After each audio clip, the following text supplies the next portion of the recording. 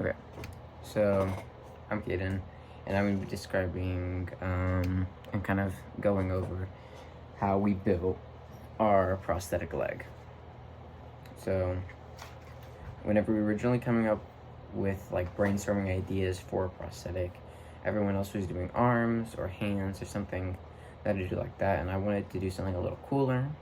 I was like, let's make a prosthetic leg. And so originally what we thought we were going to do, we were going to do the shin and the femur, so you have a whole leg, and we're going to have a joint that moves as the knee.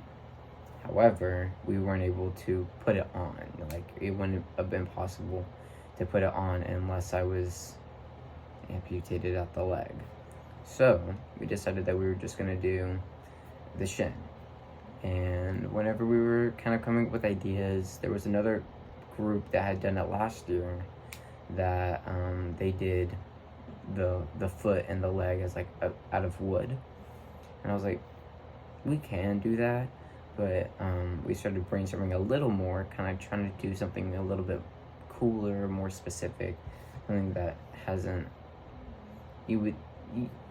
is a little bit harder, or at least looks cooler than just a piece of wood as a peg leg.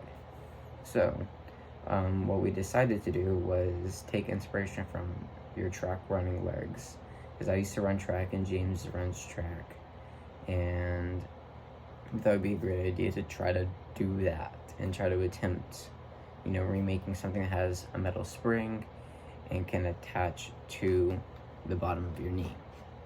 So we needed two pieces, really two main pieces: the part that attaches to the knee, and then the piece of metal that acts as a spring. So we got this piece of metal shaped by the agriculture and welding class teacher. He helped us get it to the right size and everything like that.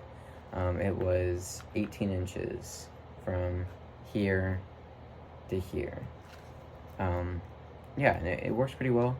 It acts as a spring. It can definitely takes some strength to make it bend even just a little bit. So I was like, this is perfect. This will support my weight. I weigh a little bit lighter than everyone else in my group, so I was like, this is perfect.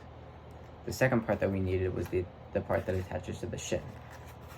So we have this piece of wood that just acts as the base, and we needed something to kind of cup and wrap around the shin.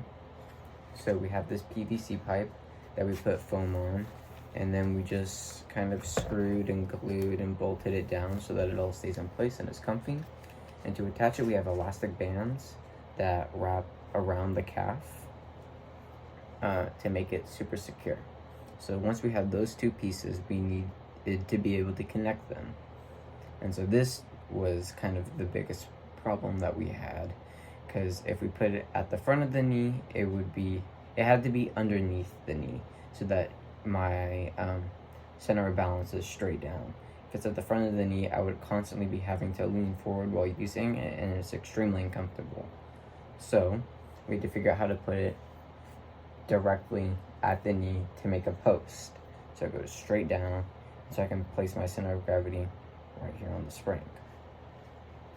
What we did, we took two pieces of wood, and we took some heavy duty foam, and we kind of sandwiched it in there. So we took the wood, the metal, more wood, and then sandwiched the foam in any empty spots, because we tried to do it without foam, and because there was so much room, it would wiggle around. It wasn't super secure.